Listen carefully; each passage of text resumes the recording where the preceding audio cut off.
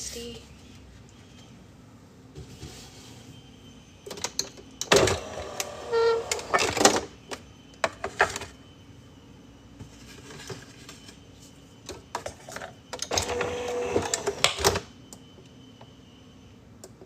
How are you? Hey, Becca. Guys, we have a sleeping baby.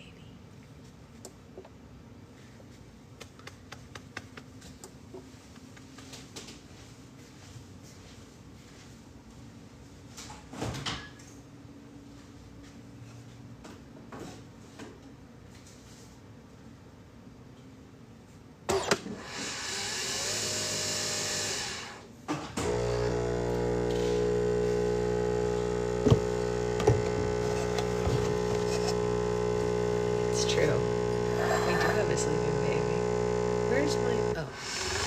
Morning, Lily.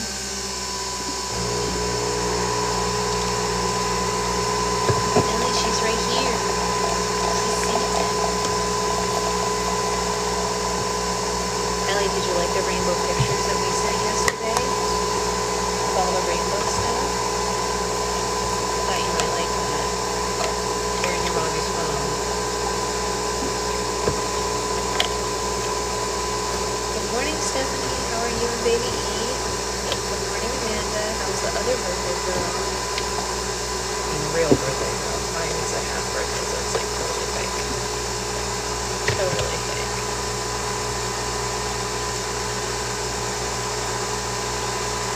I have to show her such close in the back burner. But I sent you new ones this morning. You had coffee today. I'm about to have coffee today. Does that count? Does that count? Oh, yes. Very excited. I'm going to go and bring out my... You know what? Honestly, goals. Yeah. Amanda, just so you know, Zoe is also in her Wicked era. So every time she calls me, she says, Aunt Sasha? And I say, yeah, honey. And she goes, can you go in the slime room and show me the Galinda shoes? Every time. She doesn't want to see me. She wants to see the Galinda shoes. You know, those high heel ones that I keep up on the shelf because, like, who could wear those? We celebrate the day she allows it. I mean, I would too, Stephanie. I mean, listen.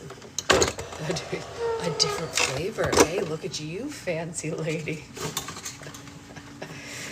Stephanie, your world is going to change so many ways when she comes out, but one of them is going to be you can have whatever coffee you want, and that's going to be so nice for you. This all being said, you know, Zoe has the same fixation as a trip right now, especially mouse. Yes. Oh, you mean the Spider Girl? It's only a short plane ride, that's right. Oh, that's right. I forgot Zoe said that. It's meeting you here. Just in time for Christmas. Yes. Christmas drinks are my favorites. I mean, you know this. You know. Good morning, Avery. Good morning, Priscilla. I'm excited for you, Steph. I really am, because I don't know what I would have done if this little lady hadn't let me have coffee when I was pregnant. I don't know what I would have done. Don't know. Someone I know said actually very glad.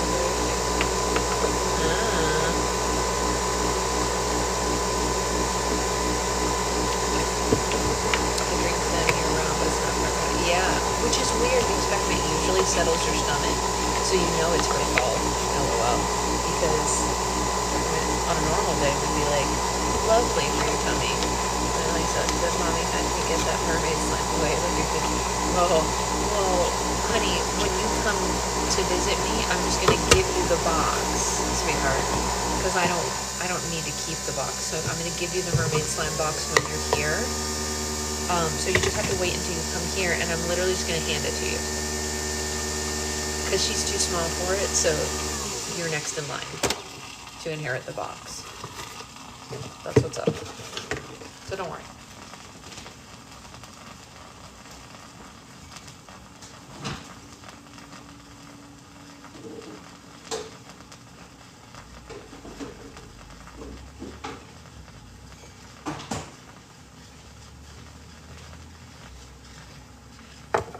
should hope so, Stephanie, at this point. So you're asked if you can have a slime for me when we visit. Yes, of course you can have a slime for me. That's not work at all. I don't consider it work.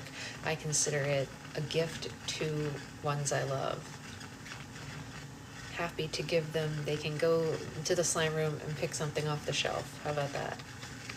How about that? They can pick it for themselves. Oh, I'm sorry. Excuse my yawn. Oh, that was awful. That would be amazing, Amanda. Can I hold it? Yeah, no, you can hold it. You can take it. I hope you take it home with you because it can't stay here. So take it back. Take it with you. Hey, Jamantha. Jamantha, while you're here, yeah, it's way better, right? Is the live pausing and glitching for anyone else? Uh-oh, is the live glotching and pitching? Pausing and glitching?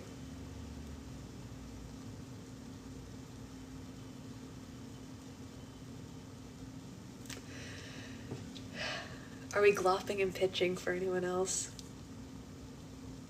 Anybody? Glopping? Pitching? Oh my, I have no brains left. Now Ellie's telling Miles about how much slime you have as if she knows. I mean, right now it's not as much as usual, I won't lie to you. But it is more than most people. That's right, she's helping to clean out the house. We need stuff taken away. No glopping or pitching. I'm gonna tell you guys something funny about my brain.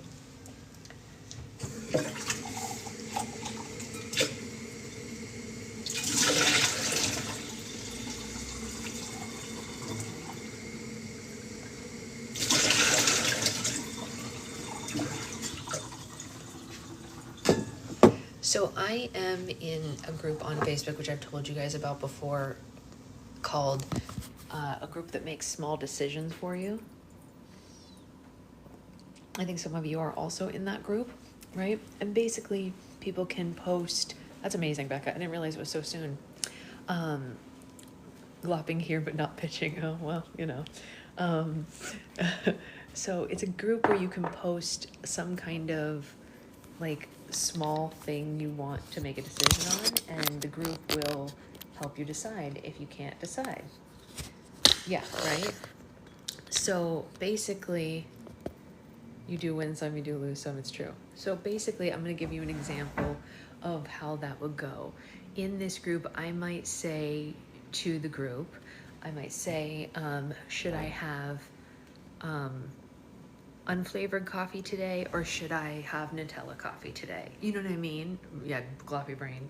So it's not anything that's like a serious decision, but it's like if you can't decide, they will help decide for you, right? Okay, so that's the description of the group I'm giving so that you understand the rest of the story. So that makes sense to everybody?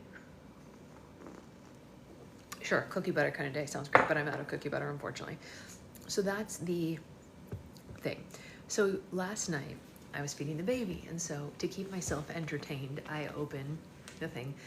Usually I do like editing or try to answer emails when I'm feeding her, but if it's like 2 in the morning, sometimes I just scroll on social because like my brain can't do too much work while I'm feeding her at 2 in the morning, you know what I mean? So instead I'm just like, meh, meh, meh. So I see a post in that group, and I love to participate in those posts because it like, I don't know, it's just like it's an easy win, right? And this is what the post, I'm gonna say out loud what my brain read, not what the post actually said, okay? So I want you to feel it the way that I felt it at 2 a.m., okay? Because what I read was, are Doc Martens appropriation?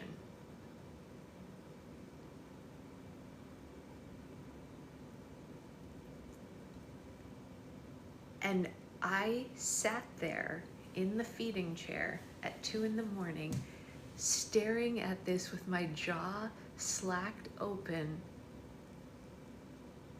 so upset.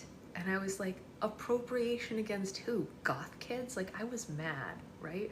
I was like, exactly, Jen. I was like, against who? So upset. I was like, what kind of a question even is this? How are you even supposed to answer? I was so upset, right? took a pause before answering, reread the question. Are Doc Martens appropriate office wear?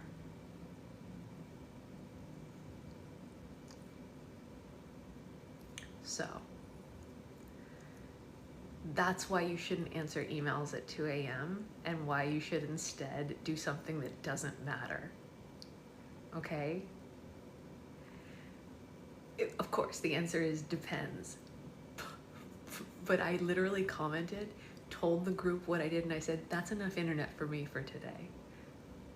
And the group is loving my comment right now.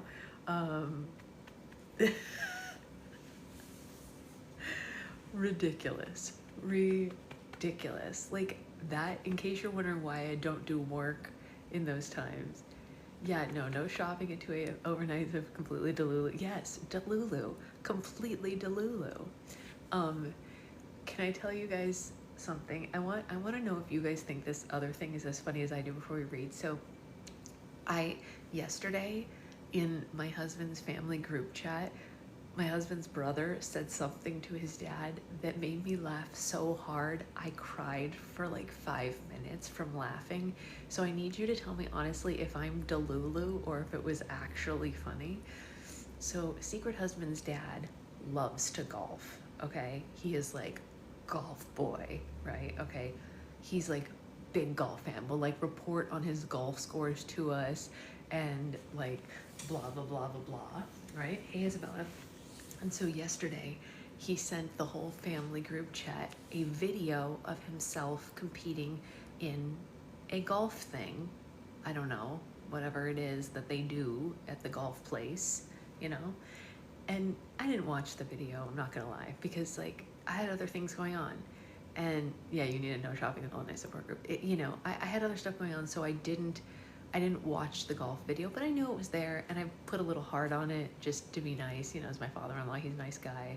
But I don't know, golf video, what am I gonna do with it? So I didn't even bother watching. So we take pictures of the baby for her 6 months, all that stuff too. And then I get a text message in the group chat from secret husband's brother responding to the video. And his response, I can't even say it without laughing. No, my husband's not a golf guy. He says to his dad, I can't even say it out loud, it's so funny. He said, this video, this is how you know I've lost it, you guys. I still think it's funny all these hours later. He said, this video is so bad, it looks like it was filmed on a potato in 1983.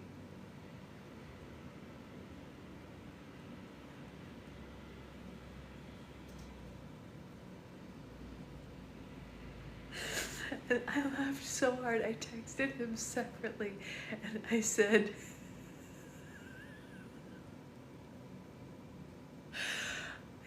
you're making me die laughing. And he said, what is wrong? He's a dad too, for sure. He said, what is wrong with them? And I was like, I don't know. I guess they're just boomers. He was like, we literally have a 4K camera in our hands and they're filming on a potato.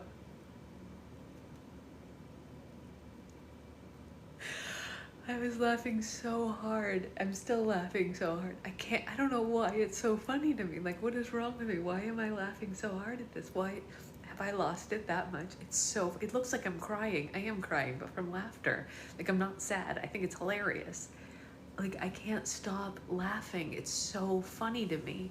And every time I think about it, even it has been 24 hours, like 12 hours later, I still cry laughing. I think it's also because I know their affect and I know what it would have been like if they had said it to each other in person. It would have been even funnier. Because my husband's brother is actually like a pretty funny guy, and their dad is just like it's Slav Happy. That's right, it's Slav Happy. That's exactly what it is. We call her Slav Happy all the time, Nikki, so I've lost it, you guys. Anyway. So my father-in-law sent a video that looks like it was filmed on a potato in 1983. Yes. And And then my mother-in-law responds to her son and says, Dad's friend filmed that for us. And he said, was he a potato? And my niece, who's 14, responds, yes, Mr. Potato Head.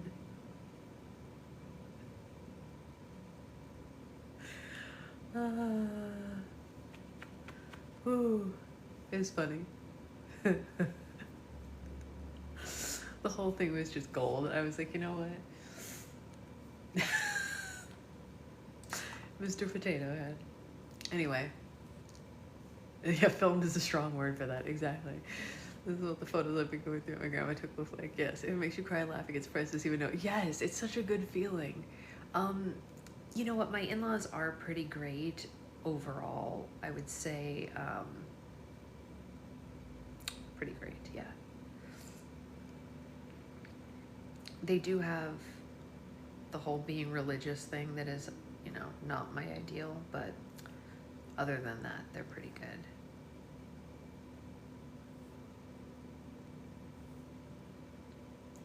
And my husband is really good at keeping them from bringing that around.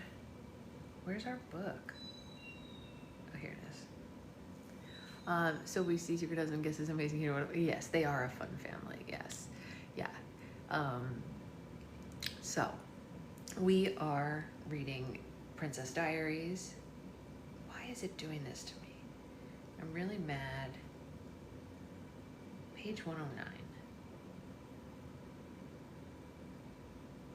Just be on page 109. Why do you have to be a problem? It's like doing a new thing that I don't like. I even restarted it to see if it would stop doing that. What about this? No, that didn't fix it. I hate it. I don't know what to do. Oh well. My mother-in-law's talking, so I'm glad. Yeah, mine definitely isn't that. My kids just got in a huge fight over Zoe's existence. Oh. Maybe it did, Brittany. Maybe it did, but I don't like it if it did. Why are they fighting about Zoe's existence? Correct, Becca, correct. I mean, Zoe does exist. That I can confirm for everyone. And she's gonna come play, so like, they can chill out about that. And she's super real. Guys, do you wanna hear something crazy? Zoe is going to elementary school preparatory camp today with her jujitsu class. She's gonna be gone all day, and my sister had to pack her lunch for the first time in her life. Catherine's crying. Zoe is on the movie too. Ellie was talking about the real Zoe. Oh, yes, yes. That might have been Liz, not Becca. Oh, it popped up as Becca's name in my thing. I wonder if it's because you guys are in the same group and it goes alphabetical. Weird. But she's just a baby. I know. Okay, I know, all the feels for first, I know. I told my sister yesterday, I said, but you know what, she's gonna thrive in school because she's better than us, and we can cry at home while she has a great day. Yes, that was Liz. Oh, I can see it now, but see, that was Becca. Interesting. Huh. Very odd.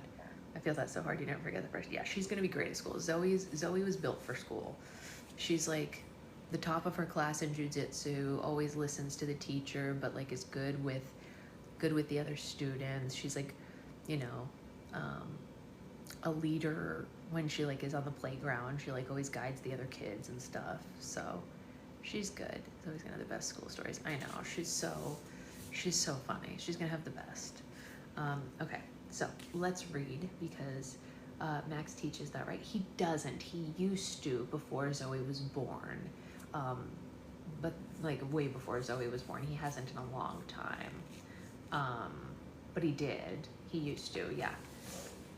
Yeah, he used to. Okay. Sunday, May 4th, 7 p.m., The Loft. I guess it must be Check on Mia's mental health day since everybody's calling to find out how I am. That was my dad on the phone just now. He wanted to know how my party went, while on the one hand, this is a good thing. It means either Mom or Mr. G neither Mom nor Mr. G mentioned the whole 7 minutes in heaven thing to him, which would totally have made him go ballistic. But it was also kind of a bad thing since it meant that I had to lie to him. Well, lying to my dad is easier than lying to my mom because my dad has never been a young girl and doesn't know the capacity of young girls to have terrifying whoppers. Wait, I read that wrong. To tell terrifying whoppers of lies. And apparently isn't aware that my nostrils flare when I lie either. But it's still sort of nerve-wracking. I mean, he is a cancer survivor after all. It's sort of mean to lie to someone who's basically like Lance Armstrong, except without the Tour de France and all that. But whatever. I told him about the party and then it went great, blah, blah, blah, blah.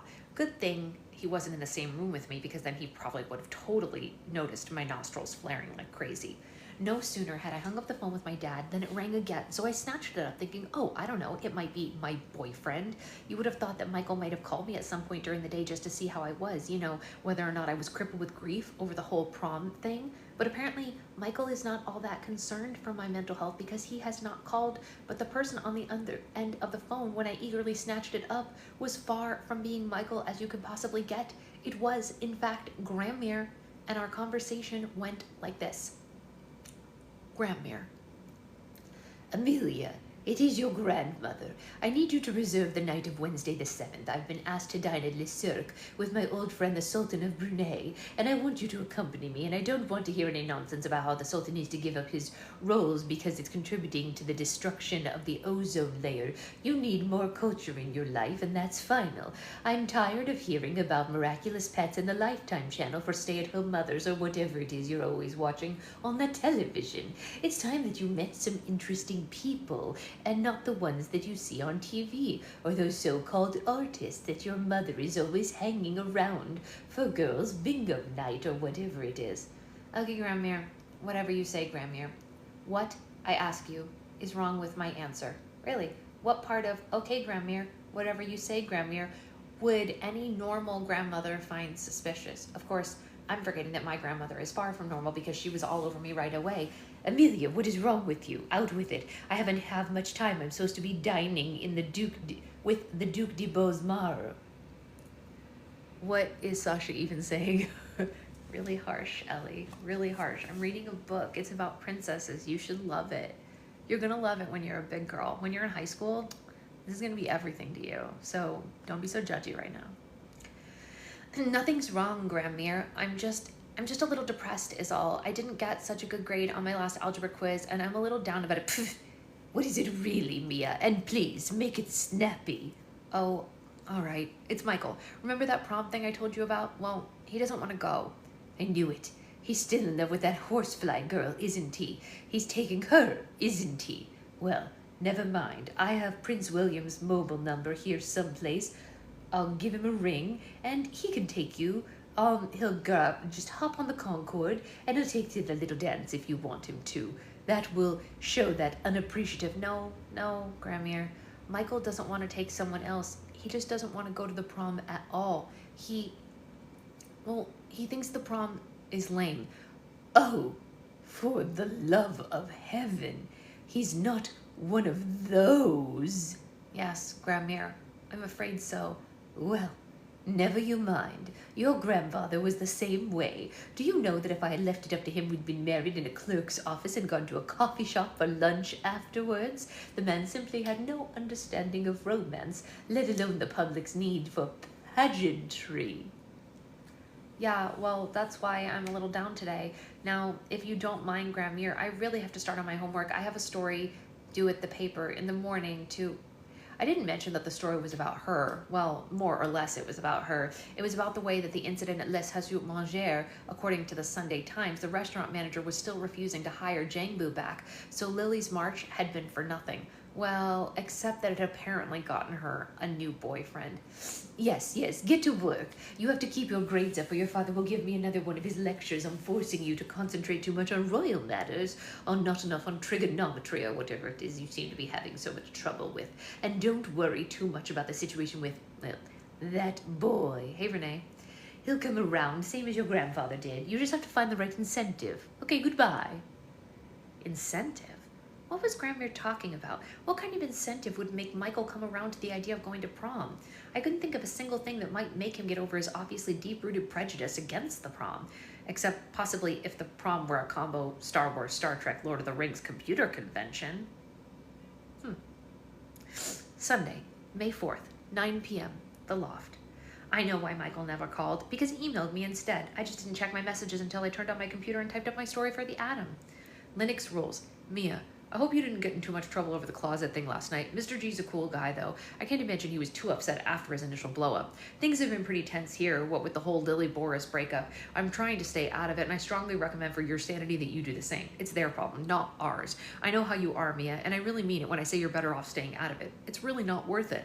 I'll be around all day if you want to give me a call, if you aren't grounded or whatever. Maybe we can get together for dim sum, or if you want, I can come over later to help you with your algebra homework. Just let me know. Love, Michael. Well, judging from the tone of that, I guess Michael isn't feeling too bad about the whole prom thing. It's almost if he doesn't know that he's ripped out my heart and torn it to little pieces. Which, considering the fact that I didn't exactly tell him how I felt, might actually be true. I mean, that he doesn't know. But ignorance, as Grandmere is fond of saying, is no excuse. I would also hazard a guess that from the unconcerned tone of that email, the doctors Moskovitz have not been paying visits to Michael's room telling him about birth control and the richness of the human schmexual experience.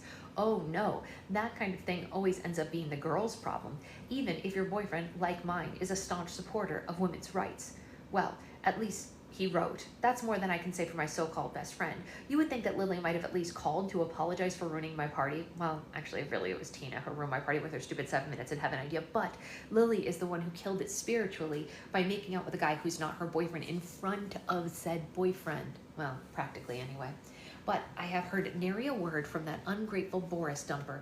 Far be it from me to cast stones at anyone for dating a guy while liking another. I mean, didn't I just do that last semester? Still, I didn't make out with Michael before formally parting ways with Kenny. At least I had that much integrity.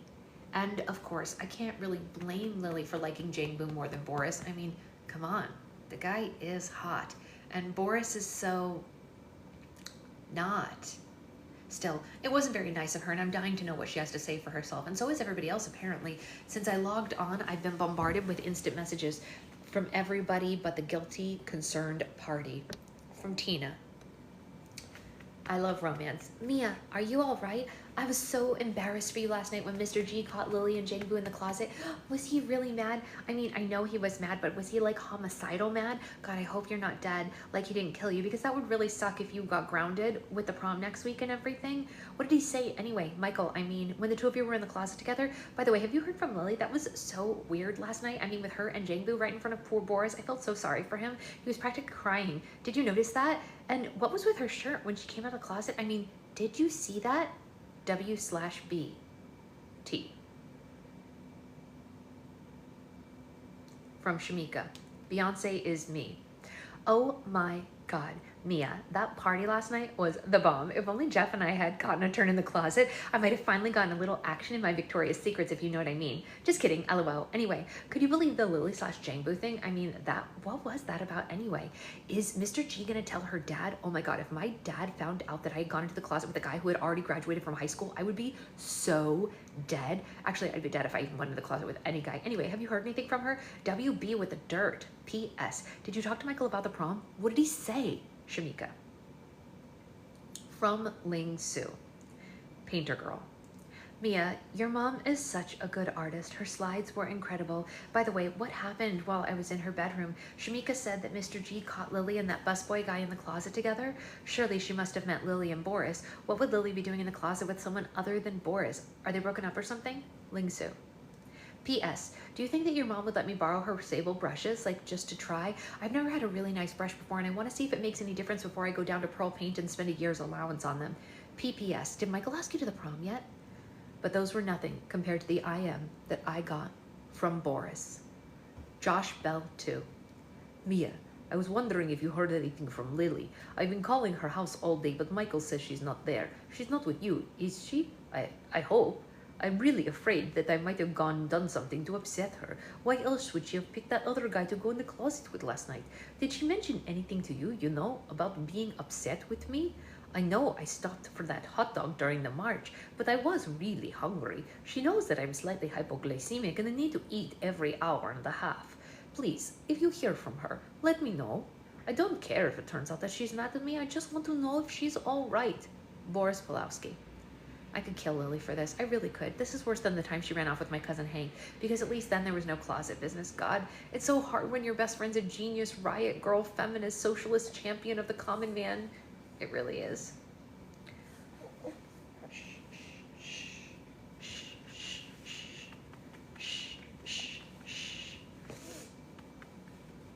Monday, May 5th, homeroom.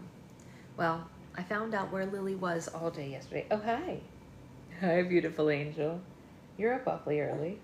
You sure you don't want to go back to sleep? Hi, beautiful. Hi. Hi. Hi. You can sleep some more. Hi. Hi. You look surprised to see me, as if you didn't fall asleep on me.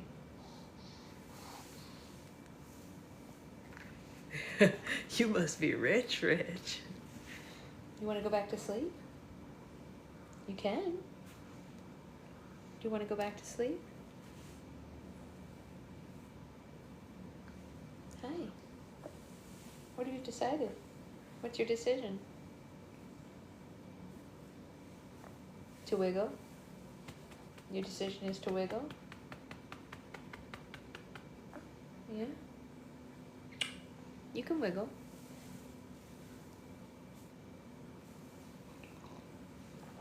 FOMO doll is at it again. It's true. You want to just hang out? You don't seem like you're in a hurry to get out, so that's nice. Okay. Well, I found out where Lily was all day yesterday. Mr. G showed me at the breakfast table. It was on the front page of the New York Times. Here is the article. I cut it out to save for posterity's sake, and also for a model of how my next article for the Atom should go, since I know Leslie's going to make me cover this story as well.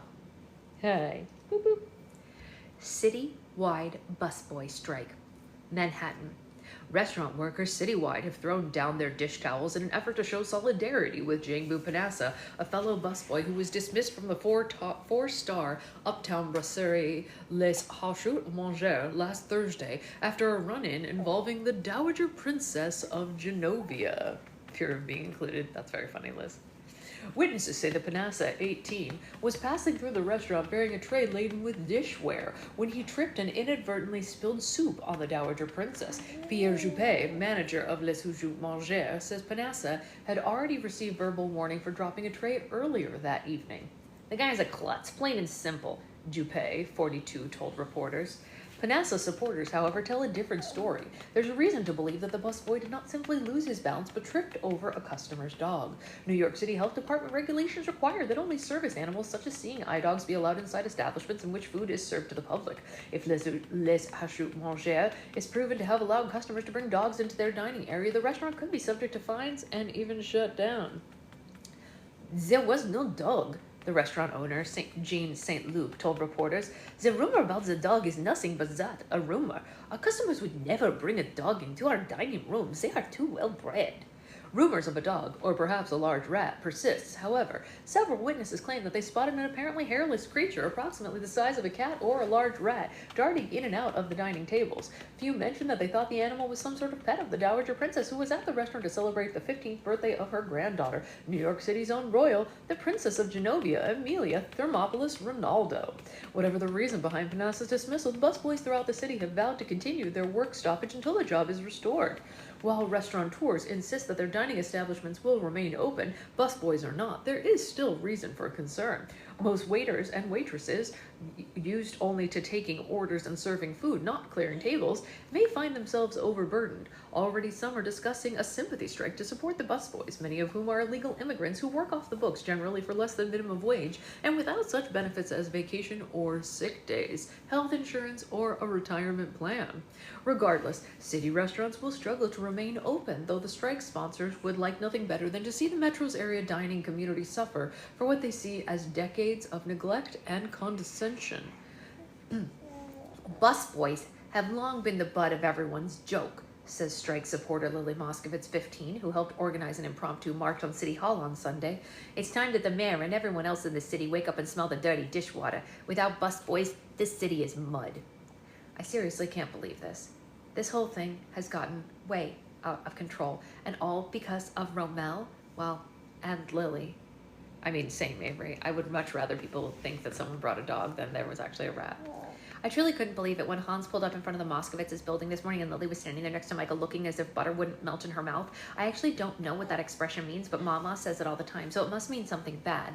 It does kind of fix how Lily looked, though. She was just like so pleased with herself. I just glared at her and I went, "Have you talked to Boris yet, Lily?"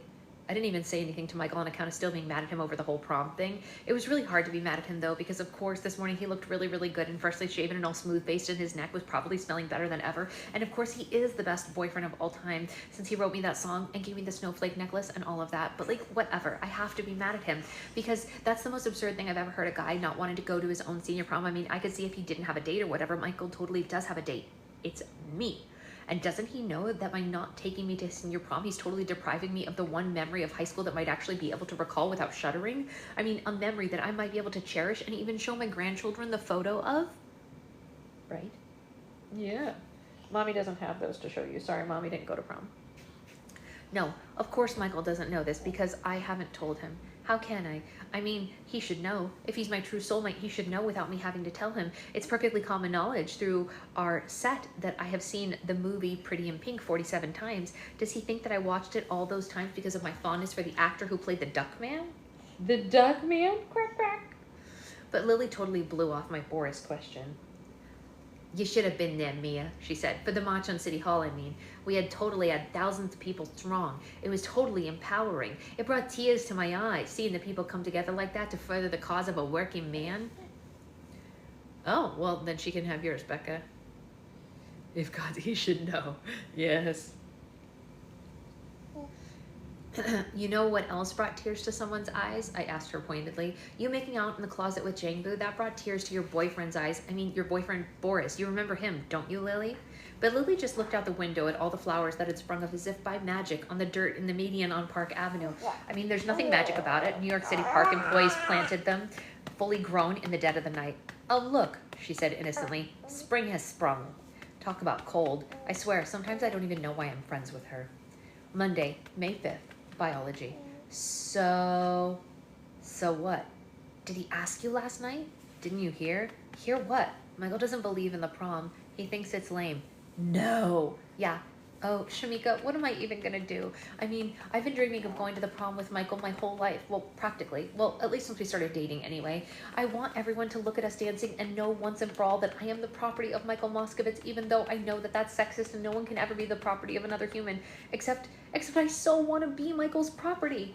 I hear you. So what are you gonna do? What can I do? Nothing. You could try talking to him about it. Are you crazy? Michael said that he thinks the prom is lame. If I tell him it's always been my secret fantasy to go to the prom with the man I love, what does that make me? Hello? It makes me lame. Michael would never think you're lame, Mia. He loves you. I mean, maybe if he knows how you really felt, he would come around to the whole prom thing. Shamika, I'm really sorry, but I think you've seen too many episodes of Seventh Heaven. It's not my fault. It's the only show my dad will let me watch. Yeah. Monday, May 5th. I don't know how long I'm going to be able to take this. You could... That's weird. It looks like it's supposed to say something after May 5th because there's a comma. She also thinks there's supposed to be something after May 5th. I don't know how long I'm going to be able to take this. You could cut the tension in the room with a knife. I almost wish that Mrs. Hill would come in and yell at us or something like that. Like anything to break this awful silence. Yes, silence. I know it seems weird that there'd be silence in the GNT room considering that this is where Boris Pulowski is supposed to practice his violin, usually with so much vigor that we're forced to lock him in the supply closet so that we're not maddened by the incessant scraping of his bow. But no, that bow has been silenced, I fear, forever. Silenced by the cruel blow of heartache in the form of a philandering girlfriend who happens to also be my best friend Lily. Lily is sitting here next to me pretending like she doesn't feel the waves of silent grief radiating from her boyfriend who's sitting in the back corner of the room by the globe, his head buried in his arms. She's been pretending because everybody else can feel them, the waves of grief emanating from her boyfriend, I mean. At least I think so. True, Michael's working on his keyboard like nothing's going on, but he has headphones on. Maybe headphones shield you from the radiating waves of grief. I should ask for headphones for my birthday. I wonder if I should go over to the teacher's lounge and get Mrs. Hill and tell her that Boris is sick, because I really do think that he might be sick. I mean, sick at heart, possibly even in the brain. How can Lily be so mean? It's like she's punishing Boris for a crime he didn't commit. All through lunch, Boris kept asking her if they could go somewhere private, like the third floor stairwell, to talk, and Lily just kept saying, I'm sorry, Boris, but there's nothing to talk about. It's over between us. You just got to accept it and move on. But why? Boris kept wailing, really loudly too, like loud enough that the jocks and the cheerleaders and all the people at the popular table kept looking over at us and snickering. It was a little embarrassing and very dramatic. What did I do? You didn't do anything, said Lily, throwing her a last bone. I'm just not in love with you anymore. Our relationship has progressed to its natural peak, and while I will always treasure the memories of what we had together, it's time for me to move on. You have helped achieve I've helped you achieve self-actualization, Boris. You don't need me anymore. I have to turn my attention to another tortured soul. Hey. I don't know what Lily meant about Boris having reached self-actualization. I mean, it isn't like he's gotten rid of his bionate or anything like that, and he's still tucking his sweater into his pants, except when I remind him not to. He's probably the least self-actualized person that I know, with the exception of myself, of course. Boris didn't take too kindly to this, though. I mean, as far as kiss-offs go, it was a pretty harsh one, and Boris should know as well as anyone that once Lily makes up her mind about something, that's pretty much it. So she's sitting here right now working on a speech that she wants Jangbu to give at a press conference that she's having him hold in Chinatown at the Holiday Inn tonight. Yeah. Boris might as well face it. He's as good as forgotten. I wonder how the doctors Moskovitz are going to feel when Lily introduces them to Jangbu. That's how she feels about Lily introducing them to Jangbu. I'm fairly sure that my dad wouldn't let me date a guy who's graduated from high school already. Except Michael, of course, but he doesn't count because I've known him for so long. Uh-oh, something's happening. Boris has lifted his head from the desk. He's gazing at Lily with eyes that remind me of hotly blazing coals. If I have ever seen hotly blazing coals, which I actually haven't, because coal fires are forbidden within the city limits of Manhattan due to anti-smog regulations. Anyway, whatever. He's gazing at her with the same kind of fixed concentration that he used to use to stare at a picture of his role model, world-class violinist Joshua Bell. He's opening his mouth. He's about to say something. Why am I the only person in the class who's paying attention the slightest bit to what's going on? Why? Why do you think she's the only one paying attention? Why? Why is she the only one paying attention? I know. Yeah, why? Why? Why? Monday, May 5th, the nurse's office. Oh my God, that was so dramatic, I can barely write. I seriously have never seen so much blood in my life. I am almost surely destined for some kind of career in the medical sciences, however, because I didn't even feel like fainting when I saw it, not even once. In fact, except for Michael and maybe Lars, I think I'm the only person in the room who kept my head. This is undoubtedly due to the fact that being a writer, I'm a natural observer of all human interactions, and I saw what was coming before anyone, even maybe Boris. The nurse even said that if it hadn't been for my quick intervention, Boris might have lost a lot more blood. Ha! How's that for princess behavior, Gramir? I saved a guy's life. Okay, well, maybe not his life, but whatever. Boris might have passed out or something if it hadn't been for me, and I can't even imagine what caused him to freak out like that. Well, okay, wait, yes, actually, I totally can. Because the silence in the G&T room caused Boris to go momentarily mental. No, seriously, I can totally see how it would, since it was bugging me as well. Anyway, what happened was, we were all there just sitting there, minding our own business, well, everyone except for me, of course, since I know, but let me finish the story. Yeah, let me finish the story. Except I was watching Boris when all of a sudden he stood up and he went, Lily, I cannot take it. No, sorry, wrong voice. Lily, I can't take it anymore. You cannot do this to me. We've got to give a chance to prove my undying devotion. Or at least he said something like that. It's kind of hard to remember given what happened next. I do remember how Lily replied, however. She was actually somewhat kind. You could tell she felt a little bit bad about her behavior towards Boris at my party, so she went, in a nice voice, Boris, seriously, I'm so sorry, especially about the way it happened, but the truth is, when a love like mine for Jangbu takes hold, there's no stopping it. You can't hold back New York baseball fans when the Yankees win the World Series. You can't hold back New York shoppers when Century 21 has a sale. You can't hold back the floodwaters in the F-train subway tunnel when it pours rain. Yeah. Similarly, you can't hold back...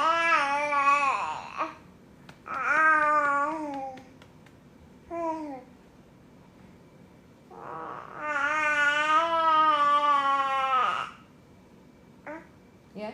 And then what? And then what happened? You think that's funny? You think that's so silly? Let mommy finish, okay? She does. Yeah, she feels bad for Boris. Similarly, you can't hold back a love like the one I feel for Jangbu. I'm so sorry about it, but there's nothing I can do. I love him. These words, as gently as they were spoken, and even I, Lily's severest critic, with the possibility exception of her boyfriend, will admit that they were spoken gently, but they seemed to hit Boris like a fist. You okay?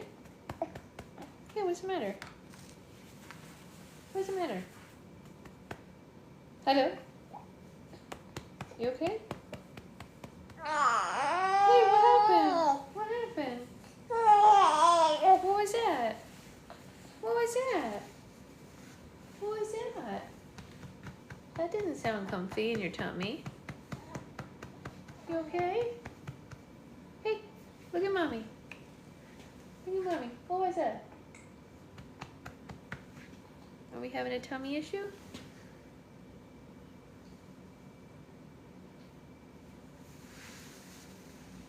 Hello? Okay, you're all smiles. You're fine. Okay.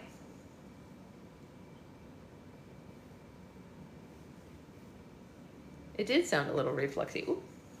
And she doesn't usually have reflux, so that was weird. Oh, look at this. Look at this child in her attempt to look at you all. She's like, please, let me see them. They seemed to hit Boris like a fist, and he shuddered all over. Next thing I knew, he picked up the giant globe next to him, which was really a feat of some athleticism since that globe weighs a ton. In fact, it's the reason that the G&T room is so... Wait, what? Hold on. In fact, it's the reason it's in the G&T room. It's so that no one... What? Why can't mommy read? Oh, is because it's so heavy and nobody can spin it anymore. So the administration, rather than throwing it away, must have figured, we'll just stick it away in a classroom with the nerds. They'll take anything. After all, they're nerds. So here was Boris, hypoglycemic, asthmatic, septally deviated. Septally deviated. This is the Princess Diaries 5. Septally deviated and allergy prone, holding this big heavy globe over his head as if he were Atlas or He-Man or The Rock or something. Lily, he said in a strangled, very un-Boris-like voice. I should probably point out by this time everyone in the room was paying attention. I mean, Michael had even taken off his headphones and was looking at Boris very intently, and even the quiet guy who's supposed to be working on that new kind of super glue that sticks to objects but not human skin so that you won't have that sticky finger problem anymore after gluing the sole of your shoe back together, was totally aware of what was happening around him for once. If you don't take me back, Boris said, breathing hard. The weight of the globe had to be at least 50 pounds, and he was holding it over his head. I will drop this globe on my head. Everyone just sort of inhaled at the same time. I think I can safely say there was no doubt in anyone's mind that Boris meant what he was saying. He was totally going to drop that globe on his head. Seeing it written down, it looks kind of funny. I mean, who does a thing like that? Threatens to drop a globe on their own head? But this was gifted and talented class. I mean, geniuses are always doing weird kinds of stuff like dropping globes on their head. I mean, I bet there are geniuses out there who have dropped weirder stuff than globes on their head, like cinder blocks and cats and stuff, just to like see what would happen. I mean, come on, they're geniuses. And because Boris was a genius and so was Lily, she reacted to his threat the way any other genius would. A normal girl like me would have been, no, Boris, put the globe down, Boris. Let's talk, Boris. You want to go on your mat? Do you want to play? Wee! Wee! Wee, wee, wee, wee, wee. Yeah. Yeah. Let's go over there. Let's go over there. So that someone can play on her mat. Yeah. But Lily, being a genius and having a genius's curiosity about what would happen if Boris did drop the globe on his head, and maybe because she wanted to see if she really did have enough power to make him do it, just went in a disgusted voice, go ahead, see if I care. Ellie just figured out you're reading a book. That's funny. Hi, Ellie. Yes, I'm reading a book. It's true. And Sasha is reading a book, and she's about to sit down. Hold on. Okay, here we are. We're back, and we're front. We're both here. You want this? You can have this. Okay. Go ahead. See if I care. And that's when it happened. You could tell that Boris did have second thoughts, like it finally sunk into his addled brain that dropping a 50-pound globe on his head probably wasn't the best way to handle the situation. But just as he was about to put the globe down, it slipped, maybe accidentally or maybe on purpose. What the doctors Moskovitz might call a self-fulfilling prophecy, like when you say, oh, I don't want that to happen, and then because you said that and you're thinking about it so much, you accidentally on purpose make it happen. And Boris dropped the globe on his own head. I know. Can you believe it? Can you believe it? He dropped the globe on his head. The globe made this sickening, hollow thunking sound as it hit Boris's skull. The same noise that eggplant makes as it hits the sidewalk, like that time I dropped it outside of Lily's 16-story bedroom window before the whole thing bounced off of Boris's head and went crashing to the floor. And then Boris clapped his hands to his scalp and started staggering around, upsetting the sticky glue guy, who seemed afraid that Boris would crash into him and mess up his notes. It was kind of interesting seeing how everyone reacted. Lily put both hands to her cheek and just stood there, pale as, well, death. And Michael swore and started towards Boris. Lars ran from the room yelling, Mrs. Hill, Mrs. Hill. And I, not even really aware of what I was doing, stood up, whipped off my school sweater, strode up to Boris and yelled, sit down, since he was running around with it like a chicken with his head cut off. Not that I've ever seen a chicken with its head cut off, but I hope to never see it in my lifetime. You get what I mean anyway. Boris, to my very great surprise, did what I said. He sank into the nearest desk, shivering like Rommel during a thunderstorm, and then I said, in the same commanding voice that didn't seem to belong to me, move your hands. And Boris moved his hands off his head, and that's when I stuck my wadded up sweater over the small hole in Boris's head to stop the bleeding, just like I saw a vet do on Animal Precinct when Officer Anne-Marie Lucas brought in a pit bull that had been shot. And after that, all hell, excuse me, but it's true, broke loose. All hell broke loose. Yeah. Yeah. You want this? Here, you can have this. Lily started crying, great big baby sobs, which I have never seen her do, at least not since we were in the second grade, and I accidentally on purpose shoved a spatula down her throat. What?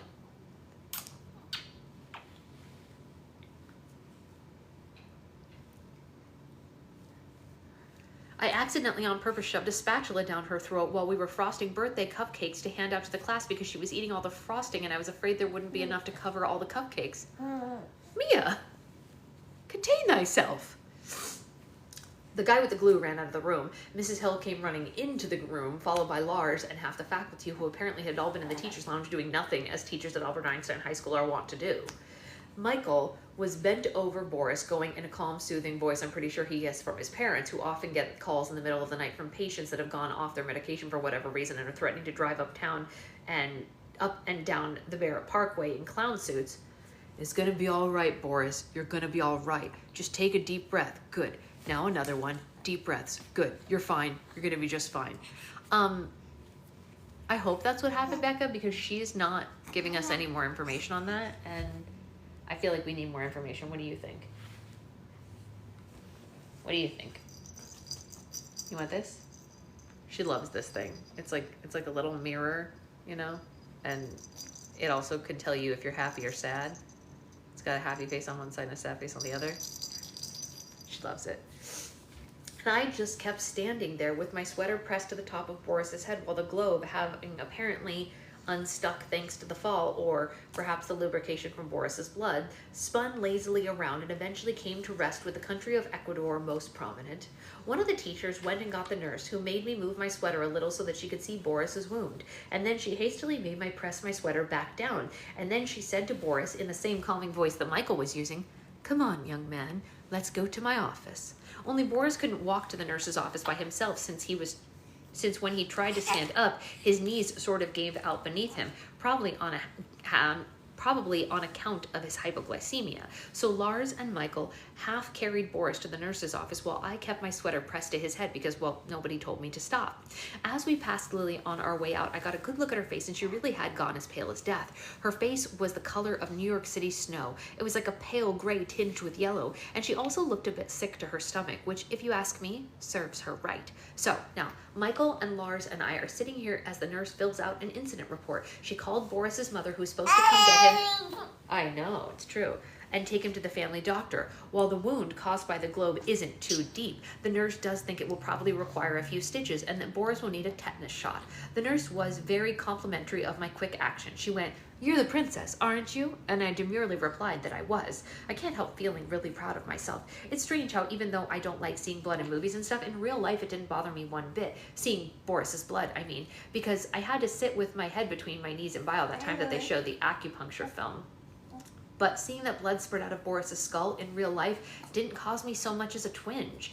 Maybe I have a delayed reaction or something, like, I don't know, post-traumatic stress disorder. Although, to be frank, if all this princess stuff hasn't caused me PTSD, I highly doubt seeing my best friend's ex-boyfriend drop a globe on his head is gonna do it. Uh-oh, here comes Principal Gupta. Yes, it's a very good description.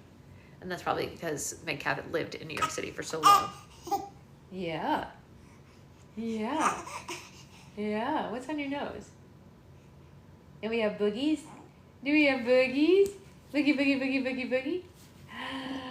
Have Have him. Where's Mommy? Everybody here. Where'd I go? There I am. Here you go. Very mindful, very demure, very cutesy. Monday, May 5th, French. Mia, is it true about Boris? Did he really try to kill himself during 5th period by stabbing himself in the chest with a protractor? Tina, no, of course he didn't try to. No, he dropped a globe on his head. Oh my God, is he gonna be all right? Electric Boogie. Yeah, thanks to the quick action of Michael and me, he'll probably have a bad headache for a few days though. The worst part was talking to Principal Gupta because of course she wanted to know why he did it and I didn't want to get Lily in trouble or anything. Not that it's Lily's fault or anything. Well, I mean, I guess it sort of is. Of course it is. You don't think that she handled the whole thing? I mean, she could have handled it better. My God, she was practically Frenching Jangbu right there in front of Boris. So what did you say to Principal Upchuck? Oh, you know, the usual. Boris must have cracked under the pressure of AEJS teachers that they put it on us and why the administration can't cancel finals like they did in Harry Potter 2. Only she didn't really listen because it's not like anyone's dead or a giant snake is chasing us around or anything like that. Still, it is fully the most romantic thing that I've ever heard. Only in my wildest dreams could a man be so desperate to win back my heart that he would do something like drop a globe on his head. I know. If you ask me, Lily is totally rethinking the Jangbu thing. At least I think so. I haven't actually asked her since it happened. Oh my God, who knew all this time that inside Boris's spindly chest beat the heart of a Heathcliff-like lover? I wonder if his spirit is going to roam around East 75th Street the way that Heathcliff roamed all around the moor, you know, after Kathy died. Hold on, I need my hand back so that I can fix it. Honey, you gotta give me my hand. Oh, unable to verify. See, it's because I don't have my hand. It's the SB show. I kind of always thought that Boris was cute. I mean, you know, in a mouth breathers that annoy you kind of way. But you have to admit, he does have very beautiful hands. Hands? Tina, who cares about hands? They're slightly important. Hello? They're what guys use to touch you with. You're sick, Tina. You're very sick. Although, that might be the pot calling the kettle black, given my whole neck with Michael thing, but whatever. I never admit that to anyone. Out loud, anyway. Okay. That's where we're going to stop, because it is 8:26, but I really... Does anyone know how to make this stop? So it used to be, when you were on a page like this, right? This is the page. I used to be able to touch right here at the top of the page, and it would tell me how much was left in the chapter, and like time-wise, and other stuff like that. But now it does this weird other thing. Like, why is it doing this? Does anyone know? Like, I hate it.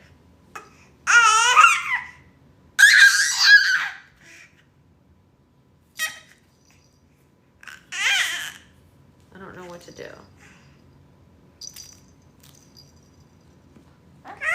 I know, honey.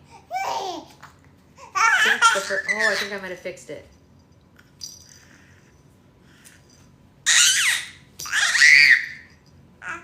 Hold on. Did I fix it? Did I fix it, honey? I think I actually fixed it. No, I didn't fix it. Darn it. I thought I fixed it, but I didn't. Is it in the settings? I don't know. Mine does that too. Bottom left corner. Okay, bottom left corner. Oh, yeah, I can see the stuff there, but there used to be a way to like click at the top and see all this stuff. Mine always tells me on the bottom left too. Yeah, but it used to be that you could just tap here and it would show you like stats and stuff. Yeah. I don't know why it's doing this other thing now, but anyway, I'll have to pick it out later. That's hilarious, Stephanie. I love that she loves her. She's like, I hear her. She's like, there's another kid. I know it. I just know it. That's very cute. They really messed settings up a bit. We are on page, great question, I think 141, Avery, but let me confirm. I think, yeah. Baby E likes to hear you talking. Yes, 141, 55%. I know what you're talking about. It's weird that you're just doing that. Yeah, I don't know why. It never used to do that. Everything was fine before. And I even tried cycling it down and back on to see if that would like put it back, but it didn't. And now it's doing it on all the books. Swipe down instead of tap now. Oh, maybe it was an update. I hate it. I like the settings the way they were. I liked them the way they were. Oh, excuse me. Excuse me, Yannies. Okay, you know what we're going to do today? Do you want to tell everyone what we're doing today? The first thing we're going to do is pack orders and answer some DMs. And then we have to go talk to the office about our occupancy. And then mommy has, it's not, that's sad. I wish mine wasn't doing it. Yeah, I wish I had, but I have to always put stuff on it. You know, I had it on airplane mode until I needed the new book. And then mommy has her test. So you are gonna go somewhere with daddy, and mommy made bottles for you because mommy has a 2-hour-long test. It's gonna be a long time for me not to see you. It's gonna be the longest time I've ever gone without seeing you. I don't like it, but it is true. I have to take this test, and you can't come. Because as much as I love wearing you, you can't be trusted. Yeah, you can't be trusted to be quiet during teaching. Yeah, I know. She's going like this. Yeah. Oh, should we tell them what you did last night? Somebody, I don't want to mention any names. It's not graduation day, it's test day. So, I mean, if I pass, it'll be graduation day. So somebody, don't want to mention any names, but this one here rolled over in her crib last night. She for like about two, maybe a month now, she's been rolling over out here like in playtime, but she's never rolled over in the crib before. Yeah, surprise, it was me. So she rolled over in the crib and I heard her and I woke up and I turned my head and she was propped up on her elbows looking at me like, hey, look what I did. It was very funny. Yeah, do you want to tell them anything else? Should we do a rousing rendition of Row, Row, Row Your Boat before we go? Yeah. Oh, thank you, Roxy. All right, you ready? Here we go. Row, row, row your boat gently down the stream. Merrily, merrily, merrily, merrily, life is but a dream. She loves this. She's like grinning ear to ear. She can't take it. She loves doing it so much, but you have to do it like this. You have to go, row, row, row your boat gently down the stream. Merrily, merrily, merrily, merrily, life is but a dream. Yay! Yay! Yeah? That was nice. You liked it? Did you like it? Was it good? Was it a good song? A good dance? She also really loves to like be a daredevil. She wants to be in the air. Like her dad does that thing where he puts like her on his feet and like has her fly above him. She's gonna be a roller coaster girl just like mommy. Are you a roller coaster girl just like mommy? You like roller coasters? You wanna go on a roller coaster? You wanna hold mommy's hand so you can sit up? Oh wow. We're sitting the same way. We're both sitting crisscross applesauce facing each other. Yeah. Yeah, we're sitting facing each other crisscross leggies. Yeah. Very good. Very good. Okay. Do you want to say bye, everybody? I'll see you tomorrow. Oh, don't forget, tomorrow we have Roll for Slime. Disney Blind Box Challenge. So I put up the agenda so that everybody can see. It'll be at 5:30, and that's the whole kit and caboodle. Also, sweet peas, did she like them? Rainbow wrap charm. Oh my gosh, that would be fun. I was gonna say, in case anyone needs it, I actually put up on YouTube and on my other thing here a fully detailed explanation of how to blur kids' faces out in videos, because everyone was asking me this week how I blur out my baby's face in videos. So I put up a tutorial in case any other parents want to use it. So if you know anyone who needs that, it's useful, you know. I put it up because everyone should be able to. Can someone message or invite me tomorrow if I'm not here? Listen, yeah, definitely. I will send you a thing tomorrow. For you're talking about for Roll for Slime, not for book club. Either way, I can send you an invite. So yeah, if you know any parents who don't want their kids' faces to be put up publicly for whatever reason they may have, you can share that tutorial with them. And I hope it helps. So, all right, I will see you guys tomorrow morning. Wish me luck on my test today. Bye, guys.